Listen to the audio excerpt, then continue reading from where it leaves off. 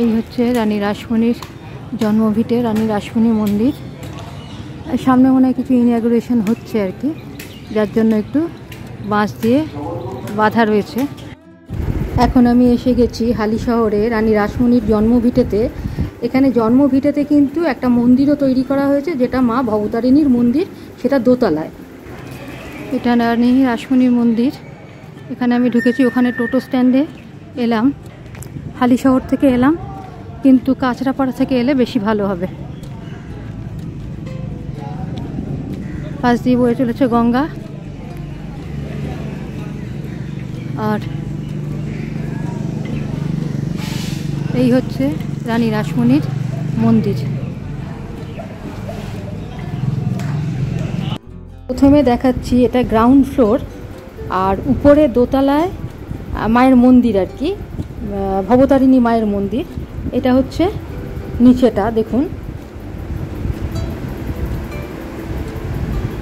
সামনের দিকে এগিয়ে যেতে হবে,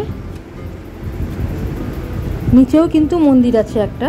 আর এটা হচ্ছে খাবার জায়গাটা, ডান দিকের এই জায়গাটা খাবার জায়গা, হল।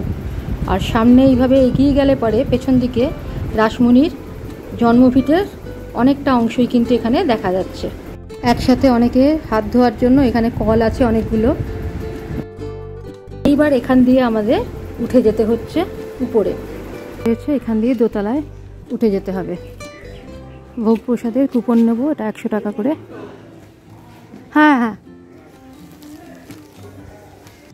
উপরে উঠে, এটাই মা ভবতারিণীর মন্দির। পুজোর প্রস্তুতি এখন শুরু হচ্ছে, এখন 10:30 বাজে, শুরু হচ্ছে প্রস্তুতি। হালিশহর স্টেশনে এসে যখন টোটো বা অটো করে আপনি আসবেন, এখানে মেনলি টোটোটাই বেশি পাওয়া যায়। তো প্রথমে পড়বে এই ফুচকা গ্রাম, বিভিন্ন ধরনের ফুচকা এখানে তৈরি হয়। সকালে ফুচকা তৈরির প্রস্তুতি চলে, আর বিকেল 5টার পর থেকে কিন্তু ফুচকাগুলো বিক্রি হয়। দিনে আপনি খেতে পারবেন না, আর বিভিন্ন রকমের ফুচকা, তার লিস্ট আমি দেখাবো। ফুচকা গ্রামের পর আমরা কিন্তু এসে গেছি রাসমণির মন্দিরের কাছে। এখানে গঙ্গার ঘাট, দেখুন কতগুলো নৌকা এখানে বাঁধা রয়েছে, আর লোকেরা এখানে আড্ডা দিচ্ছে আর কি, গল্পগুজব করছে। খুব সুন্দর লাগছে কিন্তু, মানে একটা গ্রাম্য পরিবেশ, নদীর ধারে এরকম ফাঁকা মাঠ, আর চারিদিকে ধরুন সবুজ গাছপালা। বেশ অনেকক্ষণ বসে থাকতে ইচ্ছা করছে, যদি সুযোগ থাকে একটুখানি বসবো আর কি, বা বসার জায়গা হিসাবে শীতের সময় তো খুবই ভালো লাগবে। আমি আবার শীতের সময় আসবো। এগিয়ে যাচ্ছি রাসমণির মন্দিরের দিকে আর কি, রাসমণির জন্মভিটের দিকে। আর ওখানে কিন্তু টোটো স্ট্যান্ড আছে, সব সময় টোটো দাঁড়িয়ে থাকে। আমাকে এখানেই নামতে হচ্ছে, কারণ টোটো স্ট্যান্ড অবধি যাবে না, বাইরের টোটো যেহেতু, নামছি এখানেই। নেমে সামনে এগিয়ে এলেই ডান দিকে এই মন্দিরটা পড়বে, আর বাঁ দিকেও আর একটা মন্দির আছে। এটা আসলে ঘাটে যাওয়ার রাস্তা, গঙ্গা ঘাটে বা রাসমণি ঘাটে যাওয়ার রাস্তা এটা। দেখি এই মন্দিরটা একটু, এখানে লেখা আছে সীতারাম বাবাজির মন্দির এটা। আর বাবাজির স্ট্যাচুর পেছনে দেয়ালে রয়েছে রামকৃষ্ণ, বলরাম ও কৃষ্ণের ছবি। এই যে সীতারাম বাবাজির পেছনেই কিন্তু এই যে দেয়ালে যে চিত্র দেখা যাচ্ছে, এটা হচ্ছে কৃষ্ণ, রামকৃষ্ণ, বলরাম, এদের ছবি। এখানে একটা মায়ের মন্দির, মানে ঘাটে, রাসমণি ঘাট এটা। ওইখান দিয়ে এসে এই হচ্ছে রাসমণি ঘাট, ঘাটে ঢোকার আগে এই হচ্ছে মন্দির।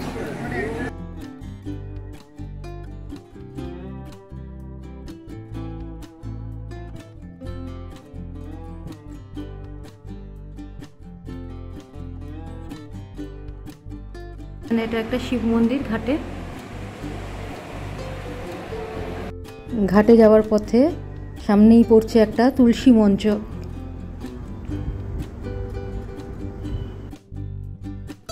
স্নান করে জামা কাপড় ছাড়ার জায়গা। সোজা এসে বাঁ দিকে এটা নেমে যাচ্ছি, সিঁড়ি রয়েছে ভালো মতোই, রোজই লোকে স্নান করে। এই হচ্ছে রানী রাসমণি ঘাট। এখানে রোজই রানী রাসমণি স্নান করতেন আর কি। আর তাকে দেখেছিলেন রাজা রাজচন্দ্র, তাকে দেখে পছন্দ হয় এবং পরবর্তীকালে তাদের বিয়েও হয়।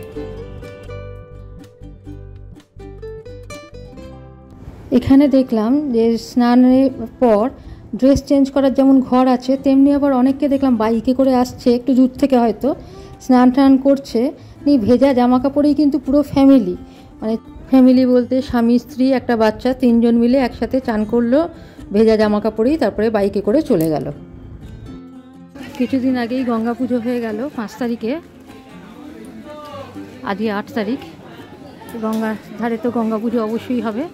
মা গঙ্গা কে উঠে এসে এই দিক দিয়েও একটা রাস্তা চলে যাচ্ছে, যেটা একদম রাসমণির জন্মভিটের যে মন্দিরটা তত দূর অবধি গেছে, আরও গেছে পেছনে, কিন্তু জায়গাটার দুদিকেই কিন্তু একটু বাইক স্ট্যান্ড আছে, তারপরে ধরুন খাওয়া দাওয়ার বেশ কিছু দোকানপাট রয়েছে আর কি। ভালো লাগবে, বেশ ছায়া সুনিবিড় জায়গা, আড্ডা দেওয়ারও জায়গা আছে, আর চারিদিক দিয়ে বয়ে যাচ্ছে, তার পাশ দিয়ে বয়ে যাচ্ছে গঙ্গা, যে বাইক স্ট্যান্ড। বাঁদিকে গঙ্গা, তার সাথে রয়েছে দেখুন কিছু হাঁস, সাদা রঙের হাঁস, ভালোই লাগছে।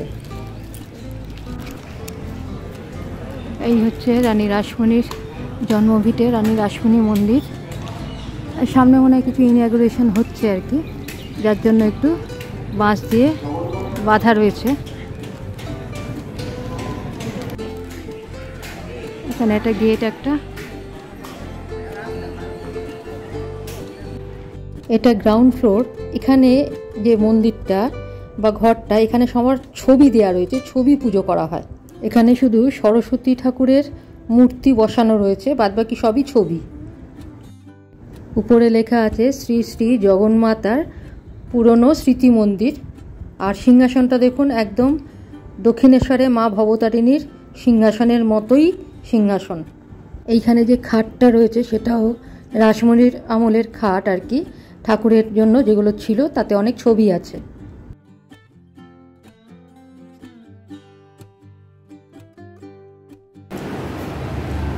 দোতলাতে মেন মন্দির, মানে মেন ঠাকুর দোতলাতে আছে।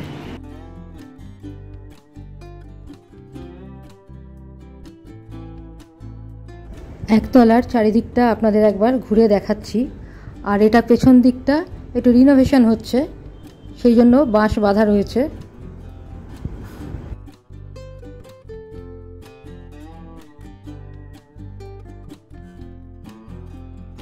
এটা ভোগ খাওয়ার জায়গা, বেঞ্চ আছে। আমি ভোগের কুপন কেটে গেছি 100 টাকা দিয়ে।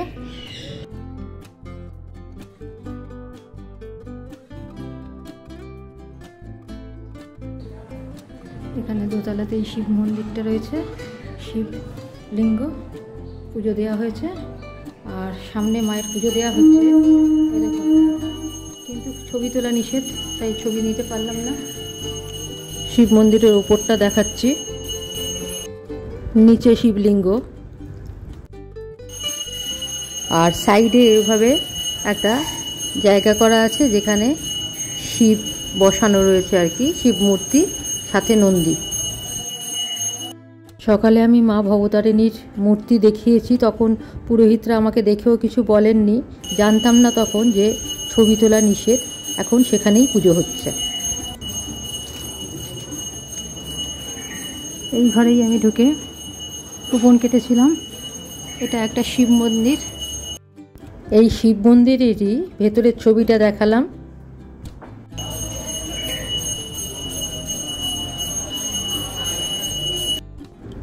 সকালে এসে আমি মহারাজের কাছ থেকে 100 টাকা দিয়ে কুপনটা নিয়েছিলাম। তারপরে মহারাজকে বলেছিলাম আর কি রামপ্রসাদের ওখানেও দেখতে যাব।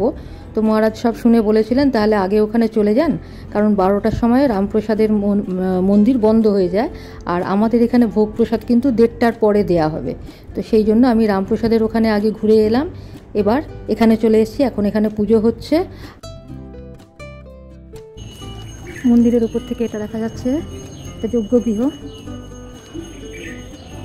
খড়ের 8চালা। আমি 11:30টার থেকে আমি রামপ্রসাদের মন্দিরের ওখানে ছিলাম। তো ওইটা কিন্তু বিশাল বড় ভিডিওটা হয়েছে, সেই জন্য রামপ্রসাদের মন্দিরের ভিডিওটা আমি পরবর্তী পর্যায়ে দেব, নয়তো আজকে দিলে বিশাল বড় হয়ে যাবে। এখন কিন্তু পুরো দমে পুজো হচ্ছে, তাই উপরটা আমি একটু ঘুরিয়ে দেখিয়ে দিচ্ছি। এটা ঠিক দোতলা নয়, কিন্তু এখানেই মন্দিরটা, মেন মন্দিরটা এখানে, আর নিচে খালি ছবি দেওয়া রয়েছে, দেখালাম তো। তো এরপরে কিন্তু পুজো শেষ হলেই ব্যাস ভোগ নিয়ে আমাদের ভোগ প্রসাদের আয়োজন শুরু হবে। ভোগে প্রথমেই দেয়া হলো ফল প্রসাদ, তারপরে ভাত, তারপরে মুগের ডাল, তারপরে দেয়া হলো আলু পটলের ডালনা, তারপরে পনিরের তরকারি। পনিরের তরকারিতে কিন্তু পনির ভর্তি, আলু নেই বললেই চলে। তারপরে আমের চাটনি, তারপরে দেয়া হলো পায়েস, পায়েসটা কিন্তু সাবুর পায়েস, আর সব শেষে দেয়া হলো এই মিষ্টি। অপূর্ব প্রতিটা রান্নার টেস্ট। এই সেই ফুচকা গ্রাম, সমস্ত রকমের ফুচকা তৈরি হয়, আর দামেও খুব সস্তা, আর বিকাল 5টার পর বিক্রি হয়। এবার আমি ফিরছি, এখন কাঁচরাপাড়া স্টেশনে যাচ্ছি। এখানে দেখুন কি কি ফুচকা পাওয়া যায় তার লিস্ট, দোকানের নামও দেওয়া রয়েছে, ফোন নাম্বারও দেওয়া রয়েছে।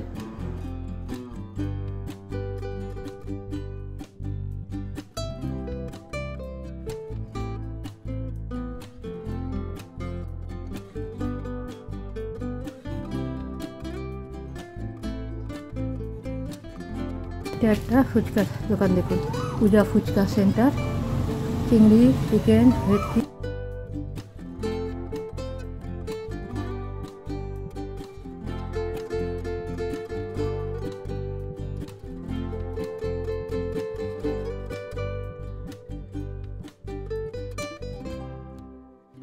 কাঁচরাপাড়া থেকে চলে এলাম নৈহাটি। কেন এলাম সেটা পরের ভিডিওতে আপনাদের দেখাচ্ছি। আজকের মতো এখানেই শেষ করছি।